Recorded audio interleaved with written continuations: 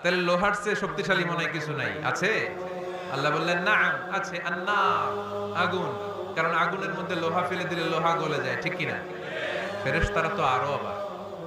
ফেরেশতারা বলে তাই নাকি? আগুন এত শক্তিশালী, তো হালমিন খালকিকা আসাদ্দু মিনান নার, আল্লাহ আপনার সৃষ্টিতে আগুনের চেয়ে শক্তিশালী কিছু আছে? আল্লাহ বলে আছে, আলমা, পানি। কারণ আগুনের মধ্যে পানি ঢাললে আগুন পাওয়া যায়। ফেরেশতারা তো এবার আরো অবাক, পানি এত শক্তিশালী, ওই পানি গট গট গট গট করে আমরা খাই, এত শক্তিশালী আল্লাহ। হালমিন খালকিকা আসাদ্দু মিনাল মা, আপনার সৃষ্টিকুলের মধ্যে পানির চাইতেও শক্তিশালী কি কিছু আছে? আল্লাহ বলে আছে। সেটা আবার কি? আল্লাহ বলে আর রিহ, বাতাস।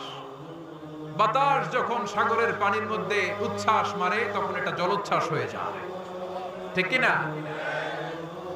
বাতাসের ধাক্কায় পানি জলোচ্ছ্বাস হয়ে এক জায়গা থেকে আরেক জায়গায় যায়। আল্লাহ বললেন পানির চাইতেও শক্তিশালী সৃষ্টি আমার আছে, ওইটার নাম বাতাস। ফেরেশতারা অবাক হয়ে আবার জিজ্ঞেস করে, আল্লাহ আপনার সৃষ্টিকুলের মধ্যে বাতাসের চাইতেও শক্তিশালী কিছু আছে কিনা বলেন। আল্লাহ বললেন আছে, বাতাসের চাইতেও শক্তিশালী হলো আমার আশরাফুল মাখলুকাত মানুষ। ওই মানুষ যে মানুষ গোপনে দান করে,